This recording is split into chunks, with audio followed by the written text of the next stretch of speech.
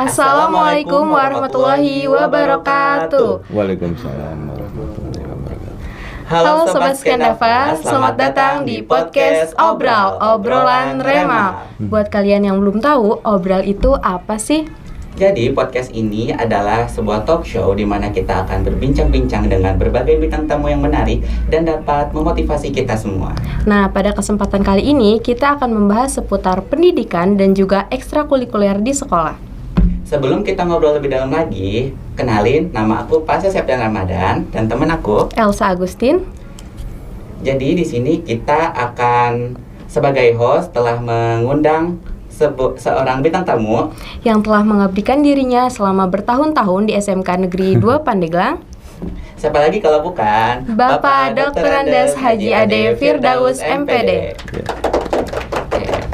Bapak, selamat datang di podcast Obral. Terima kasih telah menyempatkan waktunya di podcast pertama kita kali ini, Pak. Iya. Jadi, makasih sudah diundang juga ini. Terima kasih. Bagaimana kabar Bapak hari ini? Alhamdulillah baik ya. Baik, sebelum kita ngobrol lebih jauh lagi nih Pak, bolehkah Bapak ceritakan sedikit tentang diri Bapak? Nah iya, jadi saya itu dulu SD-nya di SD Cikitung 1 di kampung ya. Iya. Kemudian juga SMP-nya di SMP 1 Pandeglang. Nah itu dulu itu jalan ke rumah itu biasanya masih nggak seperti sekarang kan ya. Masih penuh perjuangan ya. Masih penuh perjuangan lah gitu. Jadi saya ada cerita unik tuh.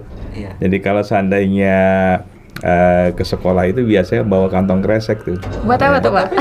Itu biasanya kalau misalkan kita supaya sepatu bersih ya. Jadi karena lumpur kan jalannya, jadi pakai kresek dulu tuh sepatunya gitu. Nanti udah nyampe pinggir jalan tuh baru dilepas kreseknya. Sebagai pelindung ya Pak. Iya, betul itu. Itu luar biasa lah. Kemudian juga saat itu kan mobil juga masih susah ya. Saya itu kan di daerah Cipacung tuh ya. Jadi kalau naik mobil itu biasa jurusan Labuan atau jurusan Pari itu. Oh iya. Itu pagi-pagi itu kan penuh, jadi harus bergelantungan gitu. Itu kan mungkin kalian kan belum merasakan ya seperti itu, karena rata-rata pakai motor kalau sekarang. Nah SMP SMA-nya itu saya di SMA 1 Pandeglang, ya. Itu lulus tahun 85, ya. Kemudian masuk IKIP Bandung, itu tahun 85 dan lulus tahun 90. Nah ini juga masuk IKIP Bandung itu sebetulnya dulu itu nggak ada cita-cita jadi guru sebetulnya.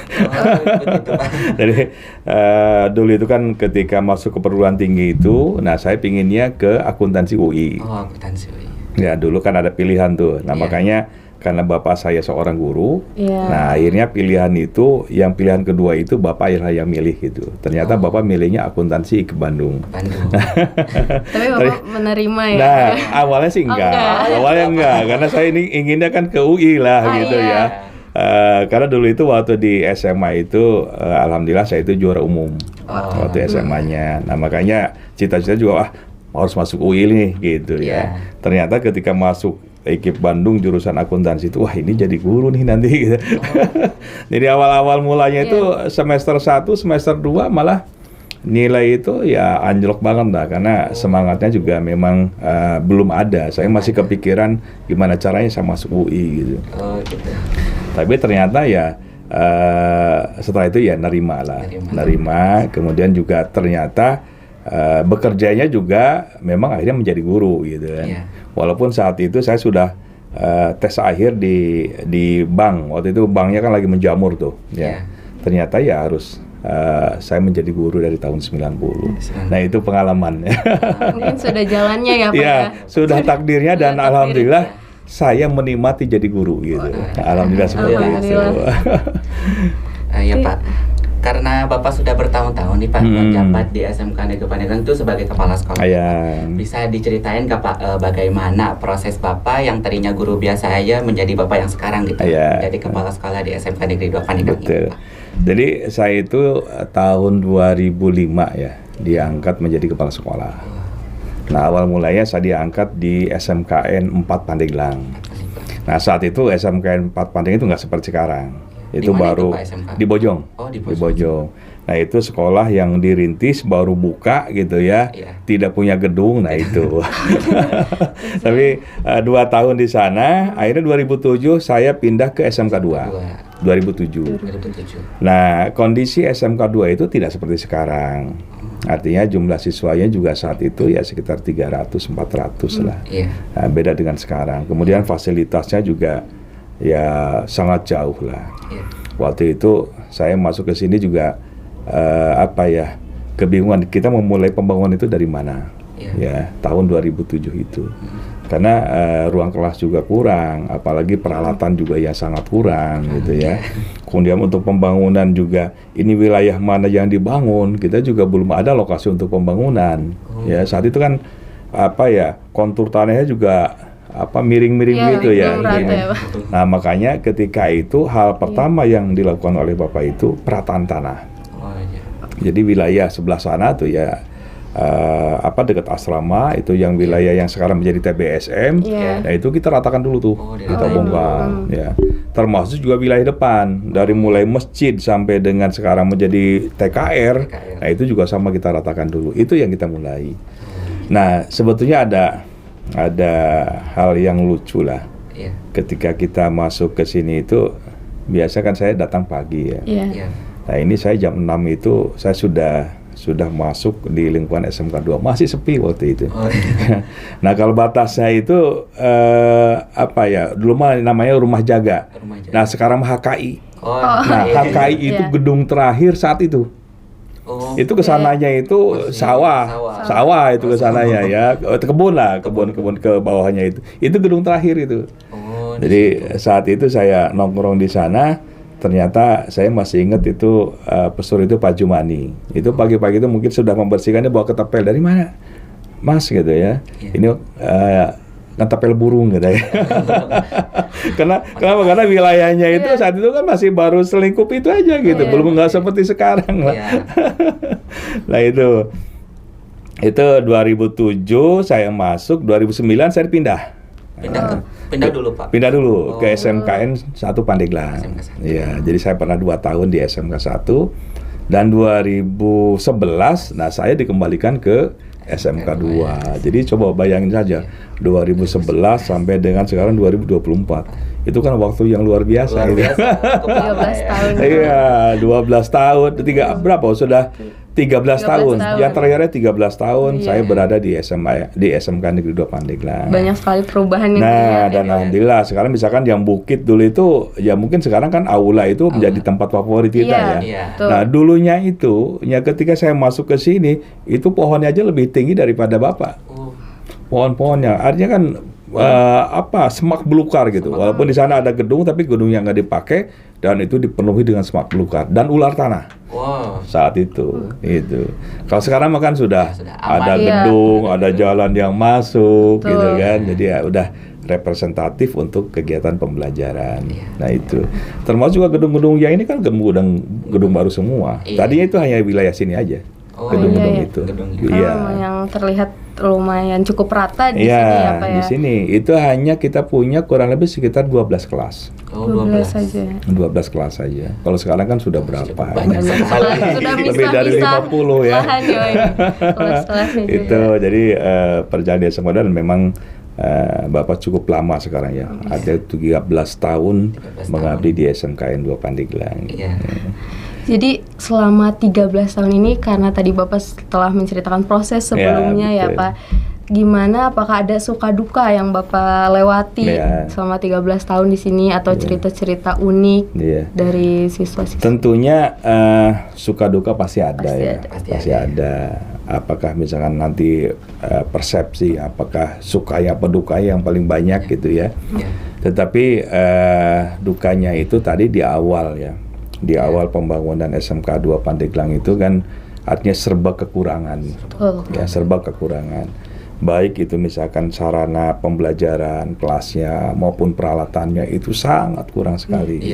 Itu awal mula yang menjadi beban pemikiran saya ketika masuk di SMK 2 Pandeglang. Dan bahkan mungkin kita berpikir itu bukan hanya misalkan 1-2 jam. tapi berpikir sampai ke rumah pun itu otak itu berpikir bagaimana menyelesaikan masalah-masalah di sekolah gitu kan.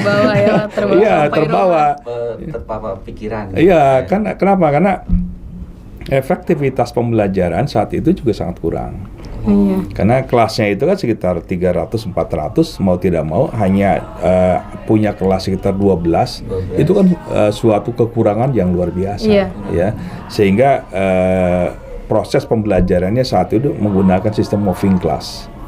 Kelas berpindah-pindah. Jadi kalau misalkan yang bagian olahraga itu kelasnya nanti diisi dengan teori. Jadi seperti itu.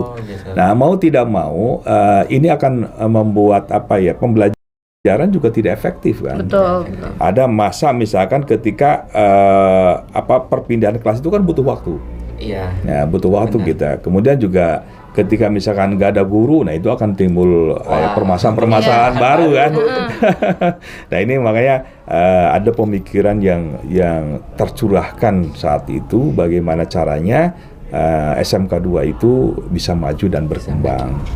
Dan saat itu alhamdulillah tahun 2007 itu kita masuk SMK RSBI, Rintisan Sekolah Bertaraf Internasional. Wah, itu kan luar biasa. Artinya sekolah yang mungkin di Pandeglang sendiri saat itu saat itu bukan sekolah favorit, tapi sudah masuk kategori RSBI. Kan luar biasa. Dan itu menjadi kecemburuan dari sekolah yang lain. Ada yang mengistilahkan katanya RSBI itu bukan rintisan, tapi rintihan. Rintihan Sekolah Bertaraf Internasional. Kenapa? Karena secara fasilitas kan kita sangat kurang sekali saat itu. Tapi itulah tonggak di mana kemajuan SMK 2 Pandeglang itu dimulai. Ya, dari sanalah gitu. Baik. Jadi banyak sekali suka duka. Betul. Dukanya banyak banget. Banyak sekali. Tapi sukanya juga saya banyak sekali sukanya. Ketika teman-teman punya keyakinan bahwa misalkan SMK 2 itu akan maju ke depannya. Karena dulu saya pernah menyampaikan ketika dalam rapat itu bagaimana caranya kita paling tidak sama dengan SMK 1 gitu. Saat itu. Tapi ada celetukan itu, Pak, rasanya tidak mungkin kita sama dengan SMK 1. Saat itu gitu. Tapi kan ketika dengan kondisi yang sekarang itu kan kita sudah masih bisa seimbang dengan sekolah-sekolah besar saat itu, karena pada saat itu SMK 2 belum besar. Dan belum dianggap sekolah besar. Tapi kalau sekarang kan kita sudah sejajar, dan bahkan mungkin di Provinsi Banten itu kita ini adalah salah satu sekolah yang dianggap sekolah besar. Gitu. Luar biasa sekali perjuangan Bapak. Betul, untuk sekolah ini kita melihat sudah seperti ini. Ternyata teman-teman kan melihat tuh kok udah jadi seperti ini. Jadi perjuangannya kan. Karena kita baru masuk juga. Betul. Ternyata perjuangannya sangat banyak sekali yang dikorbankan itu apa yang dikeluarkan.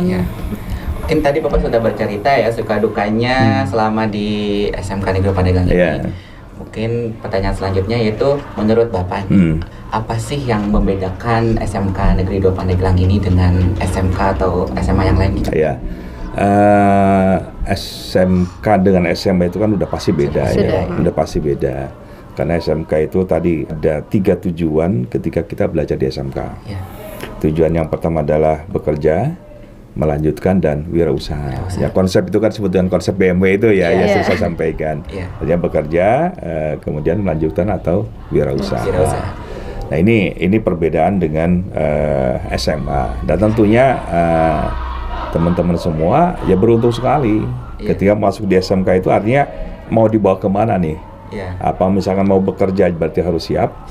Ketika misalkan melanjutkan juga harus siap, karena konsep materinya juga kita sudah siapkan. Ketika misalkan wirausaha, konsep teaching factory juga kan kita sudah jalankan. Nah ini sebetulnya kita persiapkan itu. Nah yang membedakan dengan sekolah yang lain tentunya konsep daripada SMK 2 itu mungkin ada lebih kepada pembentukan karakter. Contoh misalkan kita setiap pembelajaran kita mulai dengan sebetulnya konsep itu baca Quran dulu, gitu kan. Kemudian juga dimulai setiap pergantian pelajaran juga dengan doa awal dan doa penutup. Nah ini sebetulnya kan pembentukan karakter di sana. Bahwa ketika apapun yang kita kerjakan, kita mulai dengan doa dan kita serahkan. Kita ikhlas gitu kan, bahwa tujuan kita ini datang ke sekolah, anak itu adalah untuk belajar. Itu. Artinya kita husupkan dulu bahwa ketika nanti ada chemistry antara hubungan yang harmonis antara siswa dengan guru, dimulai dengan doa gitu. Kemudian sudah selesai kita bersyukur ya kepada Allah bahwa kita masih diberikan waktu, masih diberikan kesempatan dengan apa? Dengan berdoa juga gitu. Diawali dan diakhiri dengan doa gitu kan. Itu adalah cara bersyukur kita kepada Allah bahwa kita masih diberikan kesempatan untuk belajar supaya diterima juga ilmunya betul gitu. Iya, dan itu adalah merupakan bagian daripada pembentukan karakter. Ya, bahwa keyakinan itu manusia itu hanya wajib berusaha. Sementara takdir yang menentukan keberhasilan itu adalah Allah Subhanahu wa taala. Nah itu makanya kita memulai itu dengan pembentukan karakter. Ya, dimulai dengan misalkan datang pagi dan sebagainya, itu adalah pembentukan karakter dan ini harapannya menjadi keunggulan bagi sekolah kita. Bagaimana pembentukan karakter dimulai dengan kekuatan spiritual. Iya, kekuatan spiritual itu yang menjadi pokoknya. Jadi memang yang membedakan kita dengan sekolah lain adalah pembentukan karakter lewat tadi ya Pak, rutinitas berdoa. Iya, kemudian juga misalkan kita ada kegiatan Jumat Takwa, kemudian juga kita diinikan sholat duha, gitu kan. Nah ini sebetulnya apa yang kita inikan bahwa hubungan spiritual itu, ya hubungan antara makhluk dengan Allah. Nah itulah adalah hal yang paling utama. Kenapa? Karena kalau kita tidak bangun itu, ya kondisi zaman sekarang itu berbeda dengan dulu. Kalau kami tantangannya mungkin zaman dulu itu tidak terlalu berat seperti anak-anak sekalian, gitu. Kalau dulu itu nggak ada gadget, nggak ada yang apa artinya informasi yang begitu masifnya, gitu kan. Baik itu misalkan yang baik ataupun yang buruk. Kalau dulu kan enggak kan. Paling baca koran kan kita. Koran pun kalau misalkan kebeli. Kalau misalkan Bapak koran dari bungkus ikan asin aja dibaca gitu. Kenapa? Karena saking butuhnya informasi gitu. Tapi kalau sekarang kan lain. Artinya apapun yang kita butuhkan, yang kita cari, baik itu positif maupun negatif kan sudah tinggal di gadget. Nah ini. Makanya filter itulah ada di mana? Ada dalam hati. Dengan apa? Dengan pembentukan karakter tadi. Mana kita bisa memilah, mana bisa memilih yang baik dan yang buruk. Nah gitu. Sangat penting sekali. Betul. Nah memang di sekolah kan kita berjam-jam gitu ya Pak di dunia sekolahan gitu. Jadi kalau misalkan pembentukan karakternya sudah baik, pasti di luar juga semoga ikut baik pasti gitu. pasti terbawa gitu kan. Karena nggak mungkin kalau seandainya misalnya kita udah karakternya baik, lantas misalnya di luar nggak baik, itu kan kontradiktif. Gitu. Pasti nilai itu kan ada dalam hati, pembentukan karakter ada dalam hati gitu. Jadi kalau tadi membahas tentang SMK kita dengan SMK yang lain ya Pak, seperti yang Bapak bilang tadi, kalau SMK ini dengan SMA berbeda ya Pak. Ya betul. Kita membahas tentang setelah lulus nanti ya Pak. Kalau misalkan karena SMK memang kejuruan pasti banyak sekali yang ingin langsung bekerja setelah lulus. Apa menurut Bapak sekolah kita sudah maksimal memberikan bekal atau persiapan untuk kita yang ingin langsung bekerja gitu Pak? Betul. Kalau seandainya misalnya kita ikuti kan sesuai dengan kurikulum yang dibuat gitu kan. Artinya walaupun seperti itu kita berusaha. Artinya berusaha, tapi walaupun itu kan belum maksimal. Tapi kita sudah berusaha menuju itu, bahwa lulusan SMK 2 itu diharapkan sudah tidak ada yang nganggur. Itu kan sudah kita upayakan, termasuk juga dengan program-program yang mungkin kita kembangkan di tahun depan. Nah, salah satunya mungkin akan menjadi mana nih, menjadi titik lemah kita. Contohnya misalkan job fair. Job fair artinya untuk mengundang dari dunia usaha untuk hadir, misalkan membuka lowongan kerja. Nah, tahun depan insya Allah kita laksanakan itu. Ada lagi Pak? Ada lagi nanti kita ada job fair. Kemudian juga salah satunya adalah bagaimana pendampingan terhadap kelas 12. Betul. Artinya ketika memasuki dunia kerja itu bukan hanya skill, tapi soft skill juga dibutuhkan ya Pak. Justru saya kemarin pernah ngobrol dengan dari industri. Padahal kalau masalah skill itu 3 bulan kami latih ya udah oke. Tetapi masalah soft skill itu dibutuhkan waktu cukup lama. Nah itu makanya tadi kembali kepada bagaimana kita membentuk attitude dan karakter. Nah itu sebetulnya mah.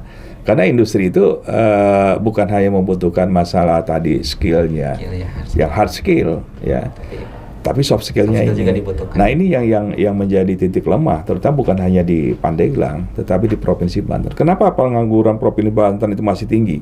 Itu salah satu soft skill. Karena daya juang alumni baik SMK maupun SMA Provinsi Banten masih rendah. Daya juangnya ya. Jadi ketika menghadapi tantangan mereka cepat apa ya? Cepat menyerah. Ya, menghadapi tantangan itu. Itu daya juangnya. Ketika misalkan ditempatkan yang jauh dari lokasi rumah, mereka juga cepat menyerah. Beda dengan karakter dari wilayah lain yang mungkin nah ini yang harus kita perbaiki gitu. Nah itulah makanya kami berusaha tadi itu kita terapkan dulu soft skillnya, karakternya seperti apa. Nah dibarengi dengan hard skillnya gitu. Mudah-mudahan harapannya ketika kita soft skill terbentuk ya, artinya yang disiplin, yang sopan, yang santun, daya juangnya tinggi, dimanapun dia misalkan mau bekerja, nah itu berarti anak-anak sudah siap gitu kan. Nah untuk membangun karakter ini bukan hanya tugas utama hanya di sekolah, tapi harus ada kerjasama yang baik, ya hubungan yang baik untuk pembentukan karakter adalah antara sekolah, orang tua dan masyarakat. Ya. Karena anak-anak itu kan sebagian besar waktu itu bukan di sekolah. Betul nggak? Betul. Iya kan, misalnya di sekolah itu hanya dari jam 7 sampai dengan jam 4. Ketika lewat dari jam 4, berarti dia posisi berada di mana? Bisa di rumah, bisa di masyarakat. Nah itulah nanti akan mempengaruhi terbentuknya karakter daripada anak-anak. Gitu. Jadi makanya harus ada hubungan kerjasama yang baik untuk membantu kepribadian itu, kerjasama antara sekolah dengan orang tua. Karena lingkungan memang sangat mempengaruhi. Sangat mempengaruhi ya, gitu ya. Betul. Kita dengan beda-bedanya karakter anak-anak pasti misalkan kita memberi pengetahuan tentang soft skill pun belum tentu bisa bisa menyerap ya. Coba saja misalkan begini, kita mendorong anak-anak misalkan untuk sholat berjamaah ya, itu kan pembiasaan ya, artinya pembiasaan yang baik yang diterapkan sekolah. Tapi ketika itu tidak didukung oleh keluarga, oleh orang tua, itu akan ambiar. Betul. Akan menjadi percuma. Di sekolah saya disuruh, tapi di rumah tidak disuruh, kan tidak sinkron gitu. Nah ini hal-hal seperti ini, makanya rencananya juga misalkan pembagian rapot sekarang kita undang orang tua. Ya, tahun sekarang kita undang orang tua. Maksud saya kita bangun komunikasi antara sekolah dengan orang tua. Ini loh yang harus kita kerjakan. Ayo kita bersama-sama, kita ajak orang tua, kita bentuk karakter anak-anak kita yang baik gitu kan. Kenapa? Karena kadang-kadang ini banyak tidak peduli orang tua terhadap anaknya. Pulang jam 11 nggak pernah ditanya dari mana nak, itu kan. Nggak pernah orang tua mungkin khawatir, ya. Abai terhadap anak-anak yang pulang, padahal itu kan adanya wilayahnya itu ada di keluarga. Nah itu makanya perlu ada kerjasama yang baik antara sekolah dengan orang tua. Gitu. Ya betul. Tapi terkadang ya Pak, gimana kalau misalkan yang orang tuanya sudah peduli terhadap anaknya, tetapi anaknya membangkang dan malah bertemu dengan lingkungan di luar orang tua dan sekolah yang kurang baik. Nah itu kan hal seperti itu kan pasti ada upaya-upaya. Ya, artinya kan ada treatment, sebenarnya treatment yang dilakukan baik oleh sekolah maupun dengan orang tua. Nah oleh karena itu hubungan komunikasi antara orang tua dengan sekolah itu harus terwujud. Harus terwujud. Artinya ketika permasalahan misalkan dari orang tua, oh ini anak permasalahannya begini, kan kita juga ada BP, ada wali kelas di sana. Nah itu kan bisa berkomunikasi. Bagaimana kita mengatasi persoalan-persoalan anak itu secara bersama-sama. Ya, BP itu kan lebih paham bagaimana psikologi dan segala macamnya gitu kan. Orang tua juga mungkin bisa berkomunikasi, bisa berkonsultasi bagaimana untuk menyelesaikan anak-anak yang seperti itu. Tetapi kami tetap keinginan sekolah ya bahwa segala sesuatu itu yang terbaik buat anak-anak kita. Iya, artinya dari segi pembentukan karakter dan sebagainya itu kan kita ingin anak-anak kita itu ada anak-anak yang terbaik gitu. Jadi sekolah sudah mengupayakan untuk anak-anak ya Pak, untuk siswa-siswinya. Bagi yang tadi kembali ke anak-anak yang ingin bekerja setelah lulus, bukan hanya hard skill yang dipentingkan, melainkan soft skill itu jauh lebih penting ya Pak. Paling penting itu soft skill itu ya. Hard skill 3 bulan selesai dilatih. Karena di industri itu kan kadang-kadang kan pekerjaannya kan hanya itu aja kan. Kalau anak-anak kan sekolah itu kan semua kompetensinya dikuasai. Ya, tetapi kalau di industri itu kan dilatih 3 bulan kan kerjanya kan itu aja. Tapi karakter kan nggak bisa.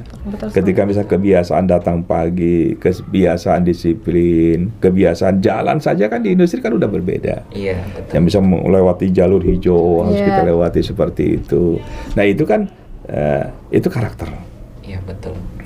Nah makanya untuk mengubah karakter itulah lebih sulit dibandingkan dengan mengubah keterampilan. Gitu.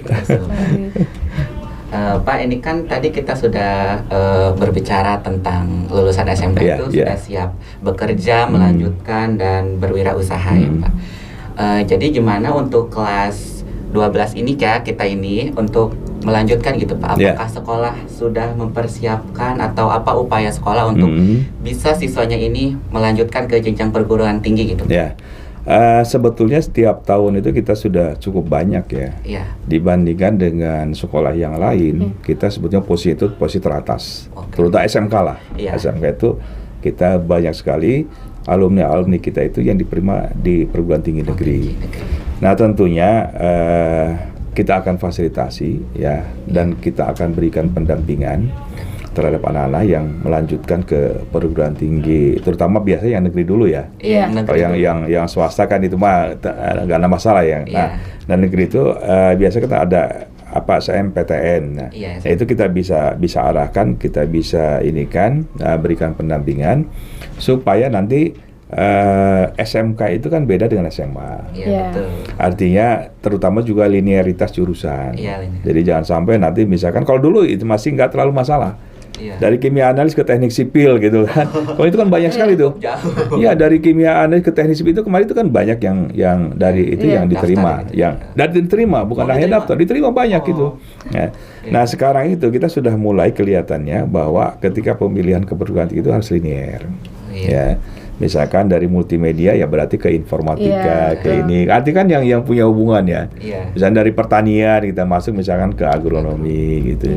Nah itu linearitas juga artinya jangan memaksakan diri ketika misalkan kita memang jurusannya A, kita paksakan ke yang lain. Nah itu kemarin itu kan cukup banyak. Kalau nggak salah tahun kemarin berapa? 23 ya.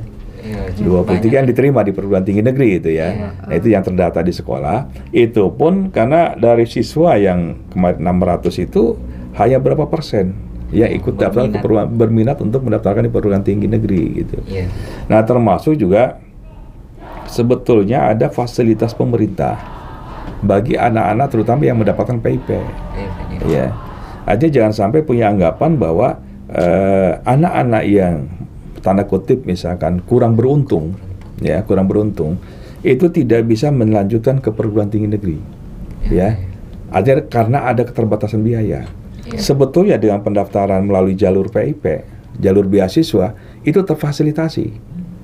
Karena di perguruan tinggi itu ketika mendapatkan beasiswa seperti PIP itu, nah itu selama dia 4 tahun itu gratis. Benar. Gratis. Apa itu maksudnya prosesnya mudah atau? Mudah sebetulnya. Tapi yang penting tadi artinya daftar melalui jalur PIP, kemudian juga tadi itu kalau keterima di perguruan tinggi itu biaya ditanggung pemerintah dan bahkan sampai uang saku diberikan. Iya, betul. Uang saku itu kalau nggak salah sekitar 700-800 ribu per bulan. Iya. Nah itu artinya pemerintah banyak sebetulnya tanda kutip bagi mereka yang kurang beruntung tadi ya diberikan kesempatan untuk melanjutkan ke perguruan tinggi. Kalau seandainya misalnya kita hitung-hitung sebetulnya 800 ribu kan, apalagi kalau misalnya ke Untirta lah masih dekat lah gitu ya. Ya itu artinya paling juga kekurangan tidak terlalu banyak lah. Tapi pemerintah memberikan kesempatan seperti itu. Dan bahkan misalkan perguruan tinggi yang lain, contoh misalkan IPB itu kemarin sudah meminta tuh. Nah, untuk dari ketua OSIS ada kesempatan di sana gitu kan untuk ketua OSISnya. Atau misalnya perguruan tinggi yang lain. Kemarin misalkan saya tidak punya biaya nih ya, tapi saya ingin kuliah. Ada misalkan universitas yang pendidikan vokasi yang di Cilegon. Ya di Cilegon. Itu pendidikan gratis. Gratis. Ada misalkan kimia, kemudian juga termasuk informatika kalau nggak salah ada. Nah, itu kan ada vokasi yang di bawah Departemen Perindustrian. Sebetulnya banyak sekali peluang ya Pak. Sebetulnya banyak peluang. Yang penting kita itu mau nggak berusaha mencari informasi, niatnya yang kuat gitu. Nah itu sebetulnya yang paling pokok kan di sana. Gitu. Dari diri sendiri juga ya betul. Pak. Jadi ada upaya dari kita. Oh di mana nih kita cari gitu. Karena sebetulnya banyak perguruan tinggi itu bukan hanya umum ya, tapi banyak perguruan tinggi yang di bawah departemen. Nah itu biasa ikatan dinas kan? Nah ikatan dinas. Nanti setelah lulus itu kemana? Langsung kerja. Ya udah disiapkan gitu kan. Nah itu seperti itu ya. Jadi yang mau melanjutkannya jangan nggak usah khawatir. Nggak usah khawatir karena dari SMK 2 itu biasanya tiap tahun juga paling banyak diterima di perguruan tinggi negeri khususnya gitu. Ya. Berarti sekolah sudah mengupayakan. Ya jadi bagi yang ingin kuliah atau bekerja itu kembali lagi banyak sekali dukungan yang diberikan oleh sekolah ya Pak ya. Tapi ya kembali lagi ke diri sendiri bagaimana usaha yang kita lakukan. Termasuk juga bekerja. Saya kemarin ketika anak-anak tes di Indonesia Power yang di Labuan itu kan dari kita itu ada berapa 40 yang ikut tes di sana. Ternyata ada satu titik lemah. Itu kan kita evaluasi terus ya. Kenapa ini?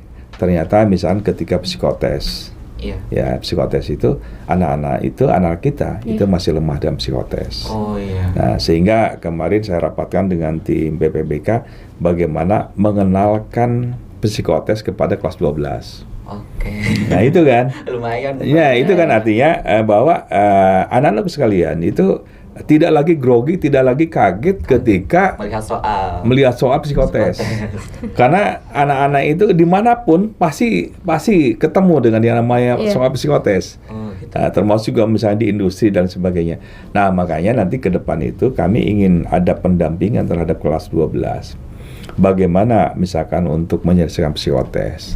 Bagaimana ketika menjawab pertanyaan ketika wawancara kerja. Nah itu cukup penting. Nah itu.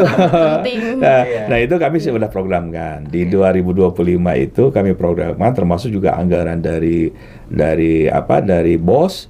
Nah, kami program itu. Jadi job fair, kemudian juga pelatihan gitu kan, pelatihan untuk persiapan, persiapan untuk bekerja dan sebagainya.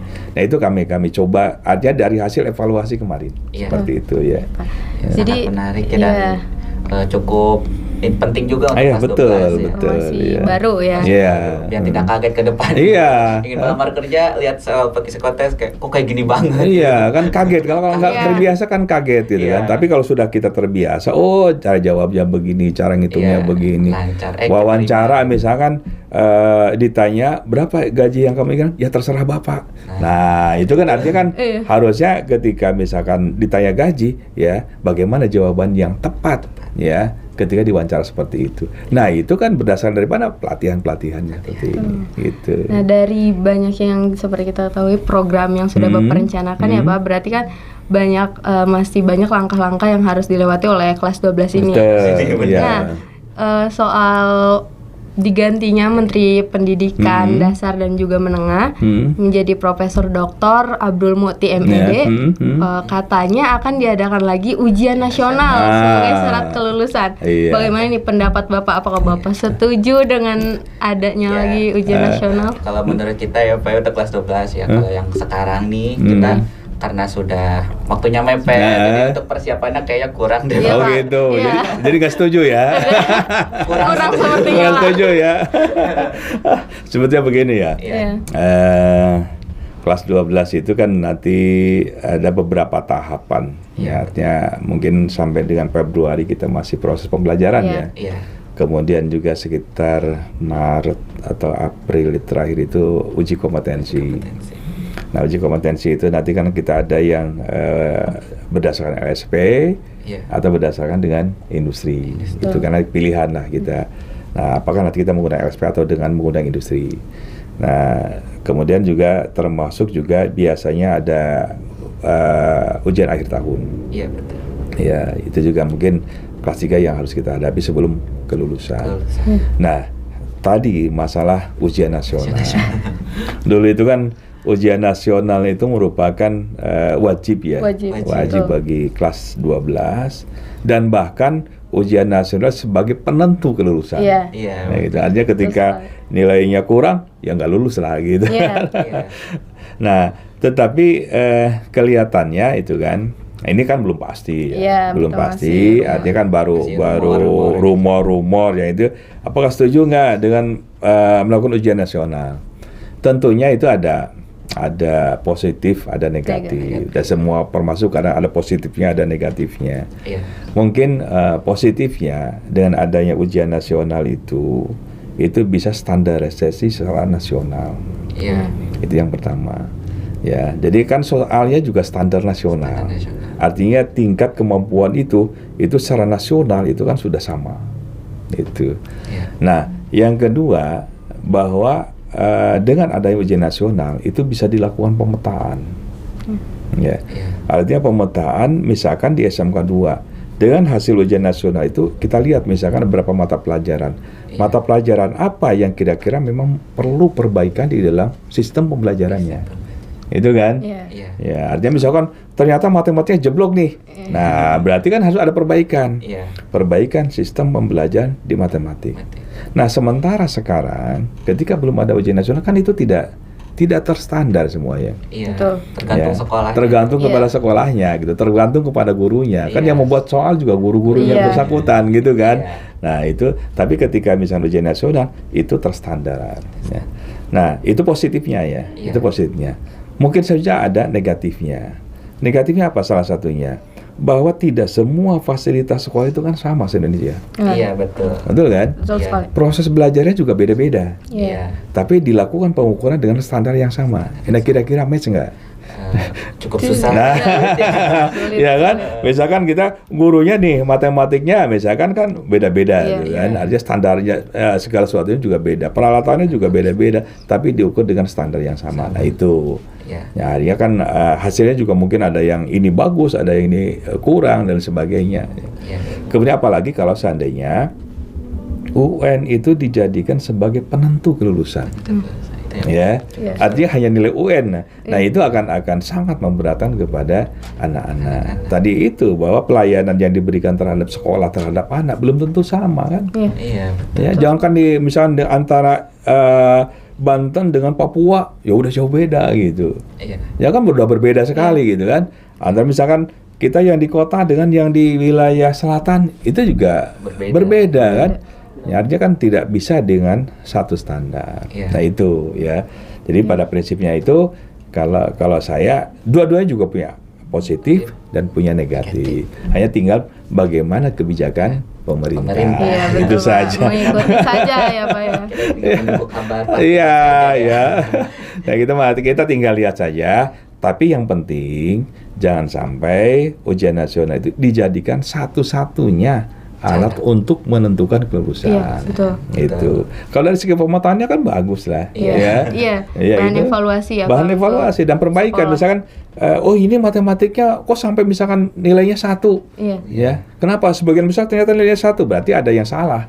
dan proses pembelajarannya itulah perbaiki melalui sistemnya gitu ya.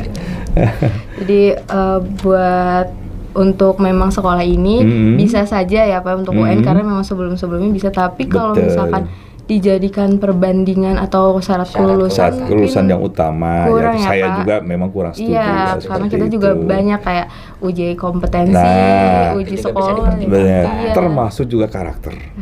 Itu ada termasuk karakter, artinya kan ketika misalkan kan diukurnya kan itu hanya hard skill kan, hard skill ya. Nah, tidak ada pengukuran soft skillnya, tapi kan karakter juga perlu, ya. Itu sebagai alat mengukur misalkan lulus atau tidak, gitu. Ya.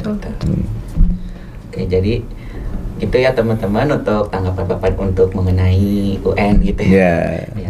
Untuk ke pertanyaan selanjutnya, menurut Bapak nih prestasi apa sih yang paling membanggakan yang pernah diraih oleh SMK Negeri 2 Pandeglang ini? Jadi tadi itu prestasi SMK 2 itu sebetulnya secara sekolah sekolah. Nah, ini kita pernah kita pernah ditunjuk sebagai sekolah RSBI, Rintisan Sekolah Bertaraf Internasional. Itu merupakan kebanggaan tersendiri awal ya. Nah, kemudian 2013 kita masuk SMK rujukan. SMK rujukan. Seperti apa itu? SMK rujukan itu nasional hanya 10 SMK, bayangin. Luar biasa. 2013, betul. Ya, dari pemilihan oleh kementerian itu ya. Nah, itu ditunjuklah SMK rujukan nasional. Itu hanya tahun 2003 hanya 10 SMK se-Indonesia dan kita satu-satunya itu di Provinsi Banten, loh, ya. Itu yang ditunjuk menjadi SMK rujukan, ya. Termasuk juga bantuannya itu kan misalkan kita ruang laboratorium yang TU ya, komputer, kemudian TKR, itu adalah bantuan SMK rujukan. Sangat menguntungkan ya. Betul gitu kan. Nah, kemudian juga sampai terakhir itu kita menjadi SMK pusat keunggulan, SMK PK. Kalau pusat keunggulan kan banyak lah, gitu. Itu juga merupakan satu kebanggaan bagi kita. Nah, termasuk juga prestasi kepala sekolah. Saya juga pernah menjadi juara 3 tingkat nasional pemilihan kepala sekolah berwawasan lingkungan tahun 2013 tuh. Nah, 2013 juga saya masuk finalis pemilihan kepala sekolah berprestasi tingkat nasional. Waktu itu saya bisa foto bareng dengan Pak SBY. Nah, tahun 2018 saya ikut lagi tuh. Saya dapat ranking ke-6 pemilihan kepala sekolah berprestasi tingkat nasional. Masya Allah. Jadi luar biasa. Jadi alhamdulillah ya walaupun begini saya juga berusaha membawa nama SMK 2 itu di kancah nasional. Untuk siswanya kita juga pernah juara 1 tingkat nasional untuk solo vokal. Itu waktu di NTT di Kupang ya. Itu tahun 2018 kalau nggak salah. 2018. Kita bisa juara 1 gitu. Nah, alhamdulillah untuk sekarang juga tahun-tahun sekarang ini kalau teman-teman masuk di ruangan itu saya sudah pisahkan tuh. Piala tahun 2024 khusus itu sudah penuh tuh. Banyak sekali. Udah banyak sekali nih tahun 2024 coba. Ini udah luar biasa gitu. Termasuk juga misalnya di Mandalika kita juara 2, kemudian terakhir kita juara 5. Kemudian juga LKS tingkat nasional juga di Lampung kemarin ikut perwakilan dari Provinsi Banten. FLS 2N juga kita ikut ke nasional gitu. Jadi alhamdulillah bahwa prestasi SMK 2 ini tidak pernah surut dari tahun ke tahun. Dan kita alhamdulillah SMK 2 ini misalkan ajang LKS, lomba kompetensi siswa gitu ya. Tingkat nasional itu setiap tahun tidak pernah absen untuk mengikuti. Nah, itu kan berarti luar biasa kan? Berarti kan anak-anak yang mewakili SMK 2 itu memang punya kompetensi. Banyak sekali anak-anak berprestasi ya Pak di sini. Betul. Dan bukan hanya pendidikan, tetapi juga termasuk yang lain-lain gitu kan. Contoh misalnya kemarin ketika Hari Anti Korupsi Sedunia yang di Serang itu. Nah, itu kan kita juara 2 gitu kan. Ya, panitia mewakili Pandeglang nggak ada wakil SMK 2 gitu. Kemarin Cerdas Cermat misalkan masih juara 2 itu kan. Jadi gambaran secara umum bahwa prestasi kita SMK 2 itu alhamdulillah. masih sangat baik dibandingkan dengan sekolah lain. Semangat siswa-siswi untuk mengikuti perlombaan juga masih sangat bagus sekali, sangat tinggi sekali, itu saya apresiasi. Ya, mudah-mudahan nanti kita bisa mempertahankan prestasi itu. Karena biasa mempertahankan lebih susah daripada mendapatkan. Jadi karena tadi banyak sekali prestasi-prestasi yang telah didapatkan siswa-siswi ya Pak ya. Dan salah satunya kan memang cukup banyak perlombaan yang diikuti. Dan mendapatkan dorongan dari berbagai ekstrakurikuler seperti misalkan lomba paskibra atau lomba pencaksilat seperti itu ya Pak ya. Nah, kembali lagi ke soft skill yang tadi kita bahas Pak. Apakah ekstrakurikuler ini memiliki pengaruh yang besar gitu Pak terhadap perkembangan soft skill kan tadi siswa soft skill siswa selain dari guru, orang tua atau lingkungan ya Pak, apakah ekstrakurikuler ini juga berpengaruh menurut Bapak? Ya jelas, pasti akan banyak pengaruh terhadap soft skill anak-anak gitu. Sekarang kita bedakan artinya misalkan dengan semangat juang. Nah, semangat juang misalkan antara orang yang tidak ikut ke ekstrakurikuler dengan yang ikut pasti beda. Betul sekali. Iya betul kan. Ketika dia ikut ekstrakurikuler, berarti dia harus menyempatkan waktu berjuang untuk ikut kegiatan itu. Ya, latihan misalkan dari hari Sabtu yang harusnya diam di rumah, anak-anak itu harus berada di sekolah untuk latihan. Itu saja udah daya juang itu. Ya, dia ke soft skill itu pasti dia akan tumbuh. Disiplin. Ketika di ekstrakurikuler, disiplin itu pasti akan lebih. Kegiatan pramuka, pasti di sana itu sudah misal Trisatya, Dasar Dharma Pramuka sebagai patokan dia dalam berorganisasi gitu kan. Latihan pramuka dari jam 4 sampai dengan jam sekian, itu kan menumbuhkan rasa disiplin. Itu kan membangun soft skill.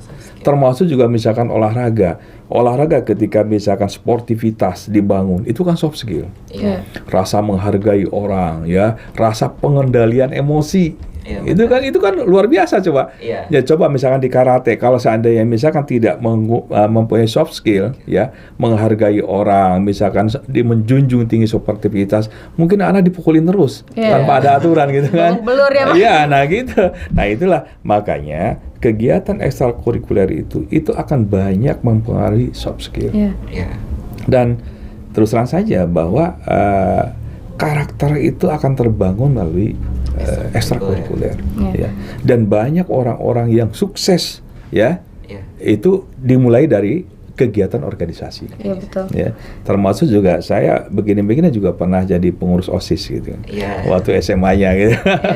Dan itu di SMA itu pengurus OSIS itu adalah yang sekarang itu rata-rata sukses. Dan terbukti oleh Bapak sendiri. Bukan hanya gitu. Bapak itu Artinya seangkat itu misalkan ada Profesor Ibnu Hamad yang di UI, kemudian juga Udin Saifuddin Nur itu yang Direktur Pelindo 3. Itu orang-orang organisasi itu. Orang organisasi, orang kegiatan bisa di pramuka segala macam aktif, dan keaktifan itu terbawa. Karena coba latihan misalkan berbicara itu adanya di organisasi loh. Betul. Kan? Seperti kita. Teman-teman ini kan misalkan begini kan. Nah, kalau seandainya misalkan tidak terbiasa berbicara di depan umum segala macam itu, mau ngomong aja susah. Antara pikiran dan ucapan itu kan susah gitu. Nah, kurang itu terlatih. Dilatih dari mana? Organisasi. Nah, itu hal seperti itu gitu kan. Pasti makanya saya sarankan ke anak-anak sekalian, ikuti organisasi apapun. Yang penting itu bernilai baik terhadap kita. Tidak ada yang negatif. Ketika misalkan ikut olahraga, paling tidak kita jiwanya sehat kan, menjaga sportivitas, disiplin dan lain sebagainya, kebugaran kita itu kan sehat, dibandingkan dengan misalkan diam di rumah. Nah sekarang diam di rumah itu belum tentu baik. Betul. Coba sekarang misalkan, saya sampaikan kemarin ketika rapat dengan orang tua. Bapak Ibu jangan merasa bangga ketika anak itu, anak saya baik, diam di kamar terus, dari pulang sekolah, libur pun diam.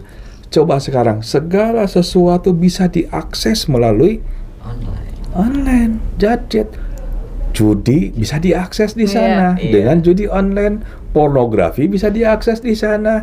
Jadi hal seperti itu bukan berarti diam di rumah, diam di kamar itu bagus. Belum tentu. Bahkan misalkan ketika olahraga ya lebih baik. Iya. Karena secara psikologi kan tersalurkan dia gitu kan. Nah itu seperti itu. Nah makanya saya sampaikan ke anak-anak sekalian, ikuti kegiatan ekstrakurikuler apapun itu memang membutuhkan waktu, justru itulah daya juangnya itu yang akan tumbuh gitu. Kita juga merasakan hal positif ya. Betul kan? Mengikuti organisasi gitu ya Pak. Lebih bertanggung jawab, lebih disiplin. Kemudian juga kemampuan secara mental. Secara mentalnya juga bisa menghargai orang, gitu kan? Itu beda. Kalau misalkan kita tidak organisasi mungkin tidak akan terbentuk karakter seperti itu. Terutama juga komunikasi ya. Orang yang di organisasi itu pasti komunikasinya itu lancar. Hubungan ininya lebih bagus gitu kan, hubungan sosial ya, kemampuan sosialnya kan lebih bagus itu, karena terbiasa kita. Terbiasa organisasi. Betul. Nah itu akan membentuk karakter anak-anak. Jadi gitu. sangat mempengaruhi ya Pak. Pasti sangat mempengaruhi. Dan pasti berbeda dengan orang yang tidak mengikuti organisasi. Betul. Harus seperti itu. Karena biasanya orang yang sukses, coba misalnya di menteri-menteri yang sekarang saja, ada nggak yang di luar organisasi? Pasti rata-rata mereka itu dari organisasi. Itu karena organisasi itu ada untuk membentuk karakter itu, gitu. Mungkin tadi kan sudah dibicarakan ya bahwa soft skill ekstrakurikuler itu sangat penting untuk perkembangan soft skill. Nah Pak, untuk akhir-akhir ini peminatan siswa untuk mengikuti ekstrakurikuler itu menurun Pak. Jadi gimana nih sekolah itu mengupayakan untuk siswanya mengikuti ekstrakurikuler gitu? Sebetulnya mungkin juga kita upayakan. Pertama itu mendorong anak-anak itu, terutama di awal terutama di awal itu, artinya untuk memfasilitasi berbagai kegiatan ekstrakurikuler terutama dari sekolah. Sebetulnya kita cukup banyak ekstrakurikuler itu yang kita siapkan itu banyak banget lah banyak banget ya. Tetapi tadi itu bahwa itu juga mungkin kita perlu sosialisasi bukan hanya dengan siswa tapi juga dengan orang tua. Karena walau bagaimanapun ekstrakurikuler itu pasti harus ada dukungan orang tua. Betul. Pasti harus ada itu. Kenapa? Karena itu akan menghabiskan waktu dengan keluarga. Untuk kegiatan latihan dan lain sebagainya, gitu kan. Nah ini kalau misalkan dulu mungkin misalkan olahraga dan lain sebagainya itu kan, itu adalah suatu yang sangat favorit kalau dulu itu. Tapi mungkin kalau sekarang itu kesadarannya aja mungkin yang belum tumbuh. Saya tidak bisa menjudge bahwa misalkan lebih senang anak-anak itu misalkan naik motor gitu dan sebagainya, karena memang itu sudah menjadi sebuah budaya yang ada di kita ya. Saya pernah ke Jepang sebenarnya. Pernah ke Jepang itu. Nah ternyata budaya itu sangat jauh. Misalkan di Jepang itu budaya misalkan untuk jalan itu luar biasa. Kalau sekarang kita misalkan berapa meter aja menggunakan motor. Ya kan biasa kan begitu kan. Warung dekat aja pakai motor gitu kan. Artinya budaya untuk jalan itu kan berkurang, sehingga secara kesehatan tubuhnya tubuhnya itu kan berarti kekurangan misalkan jalan, olahraga dan sebagainya. Nah ini juga mungkin salah satu faktor ya yang mempengaruhi. Jadi kita menyiapkan fasilitas yang serba enak lah, serba enak gitu. Sementara misalkan hobi itu misalnya ada yang olahraga, ada yang seni dan sebagainya, itu kan hobi gitu. Nah ini mungkin yang perlu didorong ya oleh kita semua bagaimana bahwa anak-anak itu paling tidak masuk dalam satu organisasi. Karena yang saya lihat fenomena itu artinya di pramuka orangnya itu Di OSIS orangnya itu. Iya, itu lagi. Di kegiatan lain orangnya itu juga gitu. Paskibra juga sama gitu kan. Jadi yang lain kemana nih gitu. Nah inilah ya, artinya mungkin yang kita perlu didorong terus, disosialisasikan. Terutama kami juga mungkin akan perlu pendataan lebih mendalam mengenai siswa baru. Kami juga perlu ada pemetaan yang secara maksimal lah. Ke depan itu dalam hal PPDB, ke depan itu saya ingin petakan itu. Misalkan masuk ekstrakurikuler mana? Ya, ekstrakurikuler mana, termasuk juga misalkan kita ukur loh jarak misalkan rumah dengan sekolah seperti apa. Itu kan juga akan berpengaruh kan. Yang jauh itu pasti capek, ekstrakurikuler pasti nggak ikut gitu. Nah itu nanti kita petakan itu sampai dengan misalkan penghasilan orang tua. Kita ingin tahu bagaimana sih siswa kita ini, artinya penghasilan orang tuanya seperti apa, dalam posisi yang bagaimana, sehingga nanti ini juga menyangkut kepada kebijakan sekolah. Gitu kan. Artinya ketika misalkan memang penghasilannya rendah, nah apa yang mesti kita lakukan, kebijakan apa yang kita buat.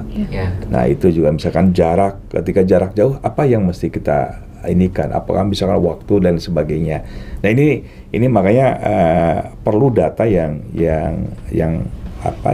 akan kami analisis data itu untuk menyangkut kepada kebijakan selanjutnya. Gitu.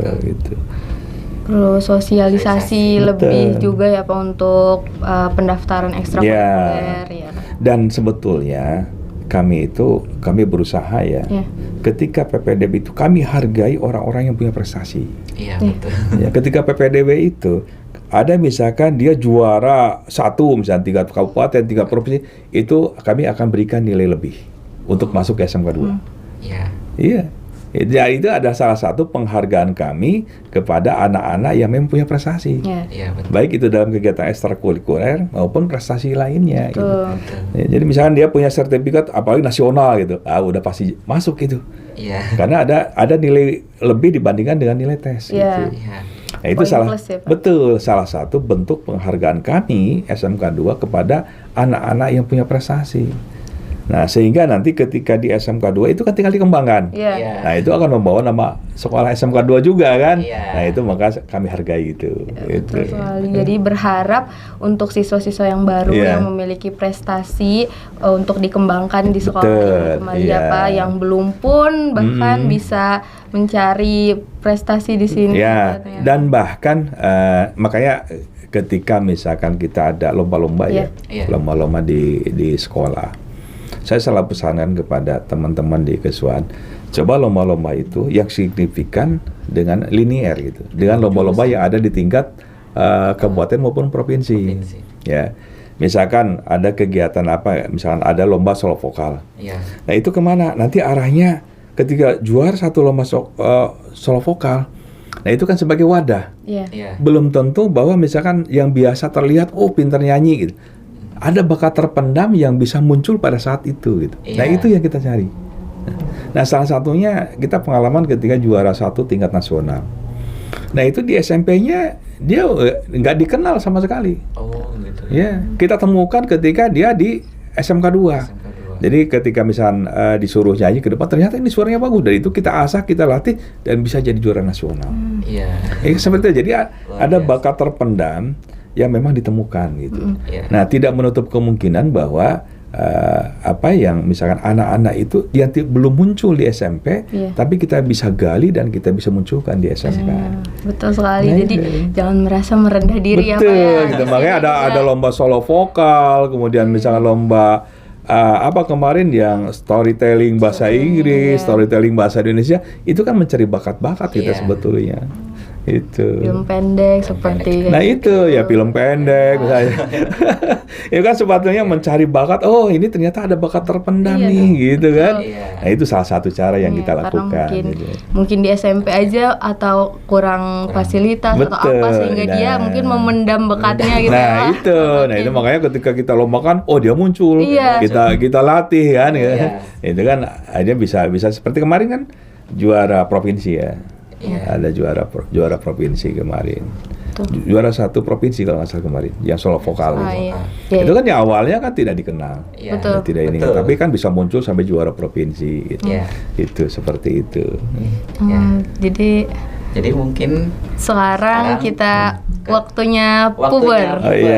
Publik bertanya. Oke, jadi di sini Pak ya, kita memberikan kesempatan kepada sobat-sobat Skandava untuk bertanya melalui platform yang telah kita sediakan. Oke, siap. Jadi mungkin ke pertanyaan pertama ya. Dari mana? Sebentar Pak. Sebentar ya Pak. Mungkin yang pertama dari _ OS _ ya. Menurut Bapak, akademik dan ekstrakurikuler itu mempengaruhi kesuksesan siswa nggak Pak? Begini ya. Saya sering sampaikan ya bahwa sukses hidup orang itu kan dipengaruhi oleh 3 faktor. Ya, adalah intelligence question, ya, ada emotional question dan ada spiritual question. Itu kan? Intelligent question itu adalah kecerdasan, yang itu bisa ada 2 teori sebetulnya yang menyatakan bahwa itu ada kecerdasan bawaan atau memang bisa dilatih. IQ itu ya, yang kan tahu ya IQ ya. Nah, IQ itu ternyata IQ itu kan pinter, ya bakat kan di sana. Ternyata mempengaruhi kesuksesan hidup itu hanya 20%. Oh, ternyata belum tentu. Hanya 20%. 80% dari mana? EQ dan SQ, emotional question dan spiritual question. Emotional question itu dari mana? Ekstrakurikuler. Bagaimana pengendalian emosi seseorang itu bisa dilatih melalui tadi kegiatan ekstrakurikuler. Bagaimana dia daya juangnya yang tinggi, bagaimana tadi misalnya mengendalikan emosi, bagaimana kemampuan berkomunikasi, ya, bagaimana kemampuan menghargai orang, itu kan emotional question. Gitu kan? Nah, itu berarti kan sama satu lagi spiritual question. Bagaimana dia membangun hubungan yang baik antara dirinya hamba dengan Allah Subhanahu wa taala. Nah, kalau 2 ini dipegang, nah berarti kan IQ itu kan hanya 20% loh. Pinter itu hanya 20% untuk sukses gitu kan. Sisanya dari mana? 80% itu dari tadi. Nah, makanya ya bahwa ketika pinter pembelajaran belum tentu itu akan menjadi sukses ke depannya. Belum tentu gitu kan. Ya, artinya kalau tanpa dibarengi dengan EQ yang baik dan SQ yang baik gitu kan. Tapi kalau dia udah pinter, udah EQ-nya baik, SQ-nya baik, ya itu akan lebih sukses lagi gitu kan. Maka dari itu tadi Bapak bilang pembentukan karakter spiritual itu sangat penting gitu ya. Jadi kita itu artinya jangan hanya mengandalkan wah ini saya pinter nih ya. Karena pinter tanpa dibarengi dengan EQ dan SQ justru sangat berbahaya. Iya, betul. Sangat berbahaya. Iya, bukan itu aja, dia pinter tapi minterin orang gitu kan. Itu kan sangat berbahaya gitu kan. Dia kan pinter misalnya menguasai teknologi tapi dipakai untuk kejahatan. Itu kan sangat berbahaya gitu. Betul. Nah, makanya tadi itu sukses hidup itu bukan hanya pinter. Ya, tapi tadi EQ-nya, emotional question-nya seperti apa gitu kan, daya juangnya, kemampuan ini. Saya punya pengalaman sebetulnya. Dulu itu saya ada siswa ya. Itu dia pinter banget. Pinter banget. Cuman tadi itu dia tidak dibarengi, spiritualnya bagus. Tapi tidak dibarengi dengan EQ-nya, emotional question-nya kurang. Aja daya juangnya kurang, pemalu dan lain sebagainya. Iya, aja kan itu kan EQ kan, emotional question kan, pemalu itu kan EQ kekurangannya gitu. Dan ternyata dibandingkan dengan misalkan yang tidak pintar, biasa-biasa saja, justru hidupnya jauh lebih sukses yang biasa saja. Ya, dan bahkan maaf gitu ya, dia itu sampai akhirnya hanya jualan buah dingin, sementara yang lainnya sukses. Padahal dia paling pintar gitu. Nah itu tadi bahwa kepintaran itu bukan jaminan untuk sukses. Gitu ya. Tapi ekstrakurikuler ini berarti memiliki pengaruh ya Pak intinya pada pengaruh besar sekali tadi itu untuk membentuk karakter tadi EQ-nya sama SQ-nya gitu. Sekali. Jadi sudah terjawab pertanyaan dari _OS _ ya. Selanjutnya pertanyaan dari boleh. dari ZER _. kenapa di Skendava gak dibolehin pakai kerudung segi 4, Pak? Ya mungkin mungkin ini perempuan nih. Nah saya juga nggak tahu ya segi 4 itu yang apa ya. Mungkin yang pakai jarum. Oh Pak. ya pakai jarum. Iya. Ya sebetulnya itu kan masalah aturan ya. Iya, betul. Nah masalah aturan itu sebetulnya bisa dibicarakan antara sekolah dengan siswa, gitu. Artinya kalau memang ketika pakai kerudung yang seperti ini mengganggu, artinya secara mengganggu secara penampilan, mengganggu secara kesehatan dan sebagainya, ya artinya lebih misalkan yang segi 4 gitu kan.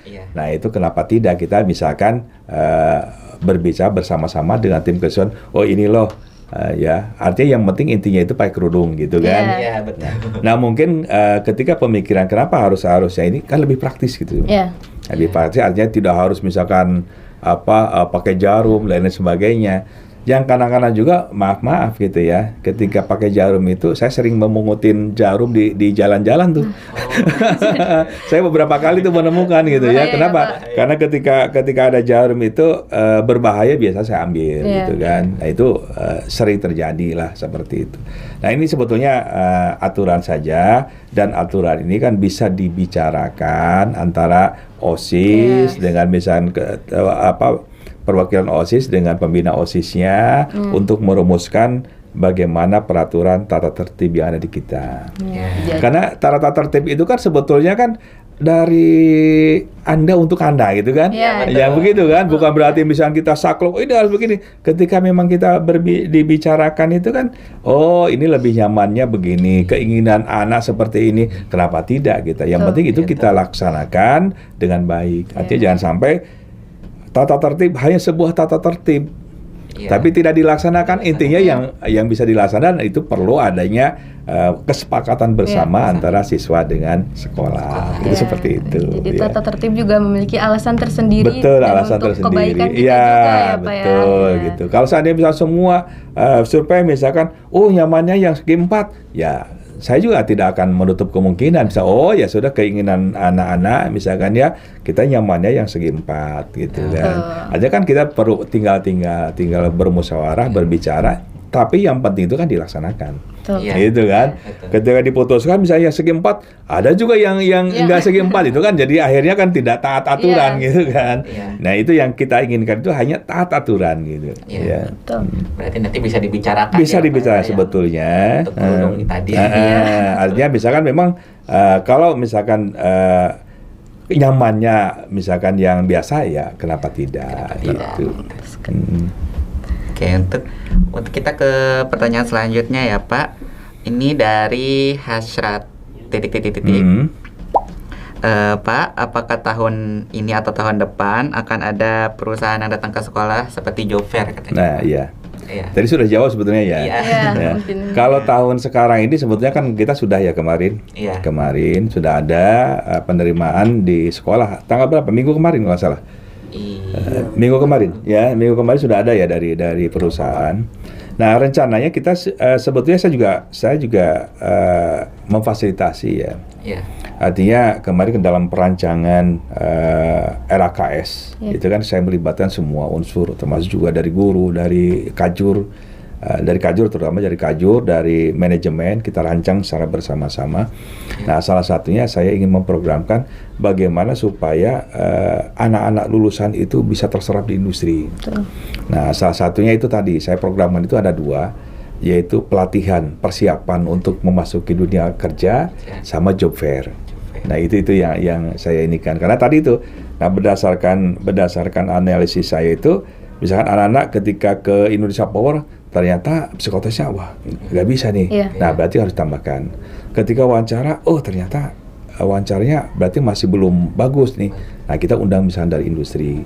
Nah termasuk juga job fair-nya. Job fair-nya juga insya Allah nanti kita laksanakan di tahun 2025. Hanya tinggal nanti waktunya pelaksanaannya kapan, tapi 2025 kita sudah anggarkan itu. Pasti ada gitu. Dan itu akan diteruskan ke tahun-tahun berikutnya. Kalau seandainya misalnya kita efektif misalkan kita, oh ini ternyata daya serapnya bagus, kenapa tidak? Kita artinya kan kita memberikan fasilitas kepada alumni.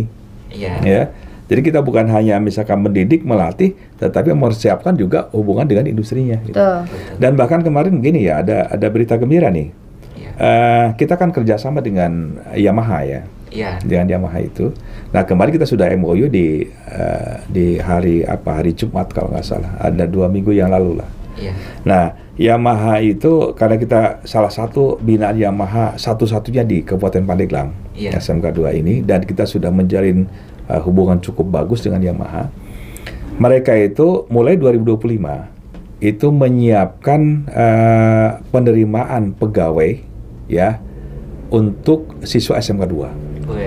Itu kabar baik sekali. Iya betul. Dan itu bukan hanya jurusan TBSM. Bukan hanya jurusan TBSM. Tapi semua jurusan yang ada di SMK 2 bisa ikut. Peluang yang sangat bagus. Itu kemarin itu kalau saat cuman tadi itu ya. Artinya mereka itu mempersiapkan Pak kira-kira kurang lebih sekitar 40 per bulan. Wah, ada kuotanya. Ada kuotanya 40 per bulan. Kalau misalkan kita siswa ini kan kalau 10 bulan aja udah 400 tuh. Ya, hanya tinggal nanti anak-anak tadi itu. Artinya pasti kan tidak asal comot aja kan. Artinya melalui seleksi gitu kan. Karakternya seperti apa. Tinggal mempersiapkan itu saja. Termasuk juga ketika ditempatkan di luar Pandeglang mau nggak gitu kan. Nah itu karena kan bukan hanya kalau Pandeglang itu kan ya paling berapa dealer kan. Iya gitu kan. Nah itu kan misalnya se-Indonesia, nah itu tinggal mau nggak. Nah itu kembali ke anaknya. Betul. Dan bahkan kemarin itu mungkin kita juga akan melakukan pelatihan, yaitu pelatihan pemasaran digital. Itu dengan kerjasama dengan Yamaha. Nanti kami teman-teman misalkan kelas 12 kita misalnya minta karena kapasitas kita kalau terlalu baik juga nggak bagus ya. Pelatihan misalnya 600 nggak bagus itu ya. Kita misalkan ada 70 orang pelatihan pemasaran digital. Nah, itu kita datangkan pelatihan dari Yamaha. Dan itu mereka sudah perjanjian. Ya dari Yamaha langsung nanti akan melatih gitu untuk pelatihan digital. Nah itu kan salah satu upaya kita ya. Bahwa bekerja itu kan bukan hanya sekarang itu bukan hanya di kantoran, ya. Jadi bekerja itu kan bisa di mana saja. Menjual itu bisa dengan online, kita diam di rumah juga berarti bisa kerja, betul kan ya? Betul. Iya betul. Nah ini ada alumni kita ya, yang dari multimedia kalau dulu ya belum DKV ya multimedia. Nah ini sekarang itu dia membuat iklan. Dan sekarang ini iklan itu dia sudah tidak bisa menampung lagi iklan yang harus dikerjakan oleh dia. Itu alumni SMK 2. Luar biasa. Iya. Nah, dia kerja di mana? Di rumah. Gitu kan. Tapi penghasilannya misalkan kemarin ada dari Kalbe Pharma gitu kan, iklan Kalbe Pharma, animasi dan sebagainya. Itu alumni kita gitu. Jadi kerja itu sekarang bukan berarti harus ke kantor gitu kan, ini kan nggak begitu sekarang. Jadi kerja itu bisa di rumah ya. Artinya di rumah juga bekerja, artinya membuat iklan dan sebagainya, animasi semua itu kan berada di rumah bukan di kantor. Nah itu ya. Jadi insya Allah ke depan itu kami juga berusaha untuk menjalin hubungan yang lebih baik dengan industri. Itu ya. Kesempatan ya Sobat Skandapa. Untuk pertanyaan terakhir seperti ini ya. Terakhir dari @angg_. Ceritain awal mula dibangunnya SMK 2 dong. Seperti yang Bapak ceritakan tadi ya mungkin. Iya. Mama gimana? Ganti pertanyaan. Bapak mau menceritakan lebih singkat lagi mungkin Pak? Oh iya. Jadi itu sebetulnya sudah saya bahas ya. Sebetulnya SMK 2 ketika saat saya masuk itu dibilang bukan sekolah besar ya. Dan bahkan siswa pun saat itu kan kita cari tuh. Kita cari ke SMP. Kita terjun cari ke SMP supaya siapa yang mau ke SMK 2 gitu. Karena saat itu kan belum ada keunggulan yang luar biasa dari sekolah kita gitu kan. Nah, makanya konsep yang saya sampaikan tadi itu kita ingin membangun spiritual. Ya, sehingga saat itu kita sholat duha bersama-sama. Dan bahkan saat itu mungkin ada siswa yang nyuruh kepala sekolah tahajud itu saat itu. Ya, jadi kita ada klub yang namanya klub tahajud ya. Klub tahajud. Jadi siswa yang itu, Pak bangun, kita saatnya sholat tahajud. Coba ada nggak di sekolah lain yang siswa seperti berani seperti itu? Tidak ada. Itu ya. Nah itu terjadi saat itu. Itu terjadi saat itu. Jadi saya sangat dekat dengan terutama anak-anak rohis ya saat itu. Nah saya yakin bahwa majunya SMK 2 itu bukan karena saya. Tapi siswanya sendiri gitu. Tapi dari doa-doa yang dipanjatkan oleh anak-anak kita.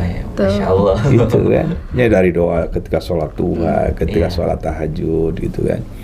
Nah itu yang saya rasakan bagaimana pesatnya pembangunan SMK 2 ini ya dari tahun 2013 ya sampai dengan sekarang itu yang tidak berhenti untuk membangun. Ya, dan bahkan sekarang itu kita stop pembangunan itu kenapa? Karena lahannya aja udah nggak ada. Iya, betul. Udah nggak ada, udah habis semua. Gitu ya. Aja tinggal nanti ada satu kelas yang dekat dengan TBSM yang rencananya mau saya rehab dan saya naikkan menjadi 2 lantai. Itu aja tinggal yang perlu kita benahi gitu. Nah, ini sebetulnya tadi itu bahwa saya punya prinsip bahwa yang kita bangun sekarang ini sebetulnya adalah doa dari anak-anak. Ya, doa dari anak-anak yang mereka pajak ketika sholat duha. Kan itu kan mengundang rezeki lah gitu. Sehingga saya ketika memanage sekolah ini diberikan kelancaran. Coba setiap tahun itu kita lakukan pembangunan dan ini nilainya tidak sedikit. Ketika 2013 kita membangun SMA rujukan itu kita 5 miliar. Kita untuk pembangunan dan itu konsepnya itu bagaimana merubah image bahwa sekolah itu bisa seperti ruang kelas ya kita gitu begitu kan. Nah makanya kita bangun yang ruang yang baru itu adalah perwajahan SMK 2 yang beda dari yang lain. Ya kan? Dan siapa coba yang merancangnya? Itu adalah guru SMK 2. Semua bangunan ini yang merancangnya adalah guru SMK 2 yang sekarang itu Budian. Nanti mudah-mudahan diberikan kesehatan kepada Budian nih, yang sudah pensiun. Tidak kenal kan dengan Budian? Tidak kenal. Nah itu Budian itu adalah guru SMK 2 yang merancang bangunan-bangunan ini. Coba, ya.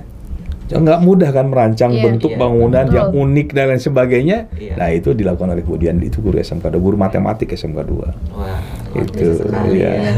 Nah kalau sekarang alhamdulillah kita secara fasilitas juga sudah sangat baik dibandingkan dengan sekolah-sekolah yang lain. Jadi mengingat dulu sangat sederhana ya Pak, bisa dibilang sangat banyak kekurangan. Iya sangat banyak kekurangan. Sekarang sudah sangat bagus ya Pak. Betul. Seperti itu. Dan itu justru dari kekurangan itulah menjadi motivasi bagi kita semua untuk lebih baik gitu. Dan dimulai dengan doa ya Pak. Ya betul. Segala sesuatu dengan doa gitu kan. Kita udah berdoa, kita upaya, semuanya serah. Ya, nanti Allah yang menentukan. Jadi sudah terjawab ya karena apa sekolah ini seperti ini. Dan bagaimana dulunya gitu ya. Jadi segitu saja sesi puber kita, publik bertanya. Kita ke pertanyaan penutup ya Bapak. Mungkin apa harapan Bapak untuk masa depan pendidikan di sekolah kita? Saya insya Allah sebentar lagi pensiun. Jadi sekali ya. Setelah 1,5 tahun lagi ya. Tentunya harapan saya bahwa SMK 2 ini menjadi sekolah yang lebih maju lagi ke depannya. Sekolah yang berprestasi ya, terutama sekolah yang punya karakter yang kuat bagi anak-anak ke depannya gitu. Itu harapan saya ya, sehingga nama SMK 2 ini tetap berkibar. Bukan hanya di Pandeglang tetapi juga di provinsi maupun di nasional. Itu harapan saya ya, mudah-mudahan kita bisa menjaga itu semua, bisa menjaga mutu SMKN 2 Pandeglang. Harapan pesan Bapak, apa pesan Bapak yang bisa Bapak sampaikan kepada siswa-siswa yang ada di SMKN 2 Pandeglang ini? Jadi anak-anakku sekalian, ini tantangan anak-anak itu lebih berat daripada tantangan kami dulu. Oleh karena itu saya jaga wanti-wanti ya, kedepankan nilai-nilai agama, nilai-nilai spiritual dalam kehidupan sehari-hari. Karena itulah yang akan menjaga anak-anak untuk menuju sukses ke depannya. Gitu kan. Saya kira itu ya. Baik. Jadi makasih ya Bapak. Terima kasih. Jadi saya ucapkan terima kasih kepada Bapak Dr. Andes Haji Ade Firdaus MPD atas wawasan yang telah diberikan hari ini. Diskusi kita tentang pendidikan dan ekstrakurikuler di sekolah memberikan banyak sekali inspiratif dan juga pelajaran berharga bagi kita semua. Dan semoga para pendengar kita Sobat Skandapa dapat mendapatkan insight yang bermanfaat bagi kita ke depannya. Sampai jumpa di podcast Obral selanjutnya.